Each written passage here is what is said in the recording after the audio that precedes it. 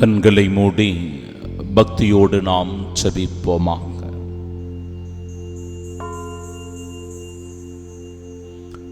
என்னை பெயர் சொல்லி அழைத்த இறைவா, தாயின் கருப்பையிலேயே என்னை தேர்ந்து கொண்டவரே, உம்மை போற்றி துதித்து ஆராதனை செய்கிறேன். ஆண்டவரே, இந்த நாள் முழுவதும் எங்களை கண்ணின் மணியென பாதுகாத்தருளும். எந்த தீமையும் எங்களுக்கு ஏற்படாமல் ஆண்டவரே உம் கரம் எங்களை வழி நடத்தட்டும். அன்னை மரியாளுடைய அரவணைப்பில் இருக்கின்ற பிள்ளைகளாக, கோடி அற்புதரினுடைய பரிந்துரையை பெற்ற மகனாக மகளாக, எல்லா வானத்துதர்களுடைய புடை சூழ்ந்த பாதுகாப்பில் இருக்கிறவர்களாக நாங்கள் வாழ இயேசு தெய்வமே முழுமையான விசுவாசத்தோடு நம்பிக்கையோடு இந்த திருப்பலியை ஒப்புக் கொடுக்கிறோம். இந்த திருப்பலியில் பங்கெடுத்து இறை வார்த்தைகளை தியானிக்கிறோம். இறை வார்த்தைகள் காட்டுகின்ற வழியில் பயணிப்பதற்கான எங்கள் முயற்சிகளை முன்னெடுப்பாக செய்கின்றோம்.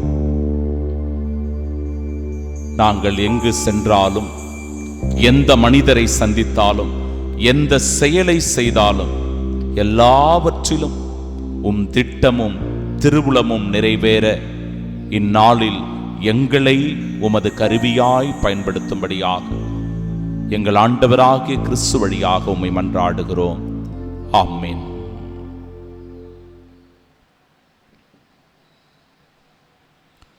கடவுள் தம் நகரை எந்நாளும் நிலைத்திருக்கச் செய்வார். நம் ஆண்டவராகிய இயேசு கிறிஸ்துவின் அன்பும் அருளும் அமைதியும் மகிழ்ச்சியும் உங்கள் அனைவரோடும் இருப்பதாக. கும்பகோணத்தில் ஒரு எளிமையான சிறிய வீட்டில் வாழ்ந்தவர்தான் ராமானுஜன். கணிதத்திலேயே அவர் எப்பொழுதும் மூழ்கி இருந்தார். கணிதம்னா அவருக்கு அவ்வளவு பிடிக்கும். அவரிடம் பெரிய பட்டங்கள் இல்லை, அதிகமான வசதிகள் கிடையாது, வாய்ப்புகள் அமையவில்லை. ஆனாலும் அவர் ஒரு நாள் தன்னுடைய கணித கண்டுபிடிப்புகளை எல்லாம் ஒரு சிறிய கடிதத்தில் எழுதி இங்கிலாந்தில் உள்ள ஒரு பேராசிரியர் ஒருவருக்கு அதை அனுப்பி வைக்கிறார். ஒரு சிறிய முயற்சி செய்கிறார். பிரியமானவர்களே, அந்த முயற்சியை அந்த பேராசிரியர் பாராட்டி, இவ்வளவு அதிகமான கண்டுபிடிப்புகள் நிறைந்திருக்கிற ஒரு கணித மேதையாக ராமானுஜன் இருப்பதை குறித்து வியந்து அதை பெரிய பல்கலைக்கழகங்களில் எல்லாம் எல்லோருக்கும் தெரியும் வண்ணமாக அறிவிக்கின்றார். உடனடியாக ராமானுஜம் அவர்கள் கேம்பிரிட்ஜ் என்கிற அந்த இடத்திற்கு அழைக்கப்படுகிறார். அவருடைய திறமையை பாராட்டி, அவருடைய கண்டுபிடிப்புகளை பாராட்டி அங்கீகரித்து அவருக்கு ஒரு மிகப்பெரிய ஒரு வாய்ப்பை கொடுக்கிறார்கள். என் அன்பு சகோதர சகோதரிகளே, இன்றைக்கு உலகம் போற்றி வியக்கின்ற கணித மேதையாக ராமானுஜர் போற்றப்படுவதை நாம் எல்லோரும் அறிந்திருக்கிறோம். நமக்கான வாசல் சிறிய வாசலாக இருக்கும். அந்த சிறிய வாசல்களை திறப்பதற்கு நாம முயற்சி செய்யணும். சிறிய சிறிய வாய்ப்புகளை எல்லாம் சரியாக பயன்படுத்துவதற்கு முன் வரணும். சின்ன ஒரு வாய்ப்பு தானே அப்படின்னு சொல்லி உதாசீனப்படுத்திடக்கூடாது, வேண்டாம் அப்படின்னு ஒதுக்கிடக்கூடாது, அல்லது கண்டுகொள்ளாமல் இருந்து விடக்கூடாது. சிறிய வாய்ப்புகளின் வழியாக ஆண்டவர் நமக்கான ஒரு பெரிய பாதையை திறக்கக்கூடும், பெரிய ஒரு வெளிச்சத்தை கொண்டு வர முடியும். உங்களுக்கு நல்லாவே தெரியும், கொரோனா காலகட்டத்தில் இக்கட்டான ஒரு நிலை வந்தபோது எளிமையான ஒரு காணொளிகளை நான் பதிவு செய்து கொண்டிருந்தேன். எளிமையான காணொளிகள், ஒரு 100, 200, 300 பேர் பார்த்துட்டு இருந்தாங்க.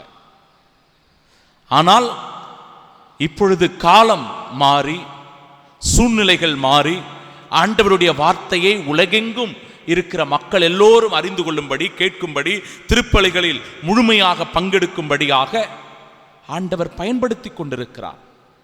10,000த்திற்கும் மேற்பட்ட மக்கள் தினந்தோறும் திருப்பலியில் ஆர்வத்தோடு பங்கெடுக்கிறார்கள். சிறிய வாய்ப்பை சரியாக பயன்படுத்தணும். கடவுள் எந்த திசையை நோக்கி நம்மை அழைத்து செல்லுகிறார் என்பதை நம்முடைய ஜெபத்தின் வழியாக, கடவுளோடு இணைந்திருக்கிற அந்த உறவின் வழியாக, நற்கருணையின் சந்திப்பின் வழியாக நம்மால் உணர்ந்து கொள்ள முடியும். பிரியமானவர்களே, இன்றைய நாளினுடைய நற்செய்தி வாசகத்தில் அழகான சிந்தனைகளை ஆண்டவர் நமக்கு தருகிறார். தூய்மையானது எதையும் நாய்களுக்கு கொடுக்க வேண்டாம், அவை திருப்பி உங்களையே கடித்து குதறும். நாய் குணம் பிடித்த மனிதர்கள் நம்மை சூழ்ந்திருப்பார்கள். சில நேரங்களில் நாம நல்லவங்களா நடந்துக்குவோம், நேர்மையானவர்களாக இருப்போம். அவங்களுக்கு நல்லதை செய்யறதா நினைச்சுக்கிட்டு அவங்கள ஊக்கப்படுத்துவோம், உற்சாகப்படுத்துவோம், நம்மளால் ஆன உதவியை அவங்களுக்கு செய்வோம். ஆனா வெறி பிடித்த நாய் குணம் போல சில நேரங்களில் நம்மையே திருப்பி அடிக்கின்ற, திருப்பி கடித்து குதறுகின்ற ஒரு மனநிலைக்கு அவங்க போயிடுவாங்க. நம்மை பற்றி இழிவாக பேசக்கூடிய சூழ்நிலையில் அவர்கள் இருப்பார்கள். அதனால் மிகுந்த எச்சரிக்கையோடு நம்முடைய நண்பர்களை நாம் தேர்வு செய்யணும். மிக மிக எச்சரிக்கையோடு இருக்கணும். இரண்டாவது அற்புதமான ஒரு உருவகம் ஆண்டவர் சொல்லுவது, உங்களுடைய முத்துக்களை பன்றிகள் முன் எரிய வேண்டாம். உங்களுடைய முத்துக்கள் என்றால் வாய்ப்புகளாக இருக்கலாம், கடவுள் நமக்கு கொடுத்திருக்கிற திறமைகளாக இருக்கலாம், கடவுள் நம்மிடத்தில் கொடுத்திருக்கிற புகழாக, அதிகாரமாக, பதவியாக, பட்டங்களாக இருக்கலாம். அதை வீணாக பன்றிகள் முன் எரிய வேண்டாம். உங்கள் திறமைகளை உங்களை புரிந்து கொள்ளாத, ஏற்றுக்கொள்ளாத மக்களிடத்தில் வீணடிக்க வேண்டாம். விலையேற பெற்ற ஆண்டவருடைய கொடைகளை சரியான விதத்தில் பயன்படுத்தணும். கடவுள் நமக்கு கொடுத்திருக்கிற அத்தனை கொடைகளையும் திறமைகளையும் சரியான விதத்தில் நன்மையானவற்றிற்கு பயன்படுத்தணும், தீமையானதற்கு பயன்படுத்தக்கூடாது. பன்றிகள் முன் எரிய வேண்டாம் என்று சொல்லுகிறார். ஏனென்றால் அந்த பன்றிகளுக்கு அந்த முத்துக்களினுடைய விலை மதிப்பு தெரியாது. உங்களுடைய நண்பர்களுடைய வட்டங்களை நீங்கள் சோதித்தறிந்து பார்க்கணும். யார் உங்களுடைய உண்மையான நண்பர்கள்? 5 பேர் 10 பேர் இருக்கிறாங்க உங்க நண்பர்கள் என்றால், யார் உண்மையிலேயே நல்ல நண்பன்? என்னை தட்டி கொடுக்கிறானா, என்னை ஊக்கப்படுத்துகிறானா, உற்சாகப்படுத்துகிறானா, நான் தவறு செய்யும் போது அதை சுட்டி காட்டுகிறானா, நான் கஷ்டத்தில் இருக்கும்போது எனக்கு உதவி செய்வதற்கு முன் வருகிறானா, அவன்தான் உண்மையான ஒரு நண்பனாக இருக்க முடியும், தோழனாக, தோழியாக இருக்க முடியும். அல்லது நம்மை சுரண்டி தின்பவர்கள் இருப்பார்கள், நம்மை ஏமாற்றி பிழைக்கிறவர்கள் இருப்பார்கள், நமக்கு முன்பாக ஒன்றும் பின்புறமாக ஒன்றும் பேசுகிறவர்கள் இருப்பார்கள். நம்மிடத்தில் பழகுகிறவர்கள் கூட சில நேரங்களில் ஆதாயத்திற்காக பழகுகிறவர்களாக இருப்பார்கள். அன்பு சகோதர சகோதரிகளே, உங்கள் முத்துக்களை பன்றிகள் முன் எரிய வேண்டாம். பிறகு பிறர் உங்களுக்கு செய்ய வேண்டும் என விரும்புகிறவற்றை எல்லாம் நீங்களும் அவர்களுக்கு செய்யுங்கள். இது ஒரு பொன் விதியாக ஆண்டவர் நமக்கு தரார். நாம சில நேரங்களில் இதெல்லாம் நமக்கு வேணும் அப்படின்னு நம்ம நினைப்போம். நல்ல உணவு உண்ண வேண்டும், நல்ல ஆடைகளை உடுத்த வேண்டும், நல்ல ஒரு இருப்பிடம் வேண்டும் என்றெல்லாம் நாம் நினைக்கிறோம். நம்மை குறித்து பலவற்றை நாம் சிந்திக்கிறோம், மேன்மையானவற்றை பாராட்டுகிறோம். அதுபோலவே அது அடுத்தவர்களுக்கும் கிடைக்கப்பெற வேண்டும், அடுத்தவர்களுக்கும் நான் அதை செய்வதற்கு முன்வர வேண்டும் என்கிற உணர்வு நிலையை நாம் பெற்றுக்கொள்ளணும்.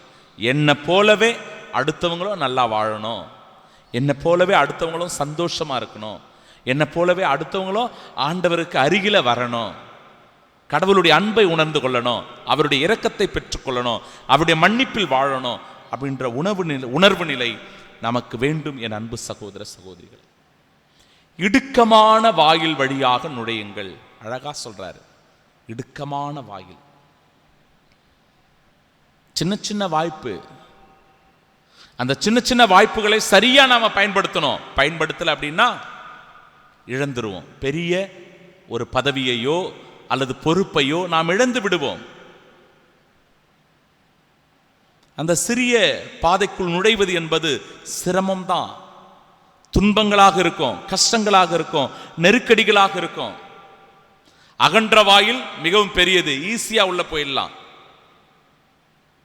ஆனால் அந்த இடுக்கமான வாயிலில் நாம் நுழைகின்ற போதுதான் ஆண்டவர் சொல்லுகிறார், உனக்கான வெற்றி அங்கு காத்திருக்கிறது, உனக்கான ஒரு பிரகாசமான எதிர்கால வாழ்க்கை அங்கு காத்திருக்கிறது, உனக்கான விண்ணக வாசல் திறக்கப்படுகிறது. எனவே இதை கருத்தில் கொண்டு நாம் ஒவ்வொருவரும் செயல்பட வேண்டும் என அழைப்பு தருகிறது இன்றைய நாளினுடைய இறை வார்த்தை. என் அன்பு சகோதர சகோதரிகளே, இன்றைய நாளினுடைய முதல் வாசகத்தில் கூட அற்புதமான ஒரு சிந்தனை நமக்கு கொடுக்கப்படுகிறது.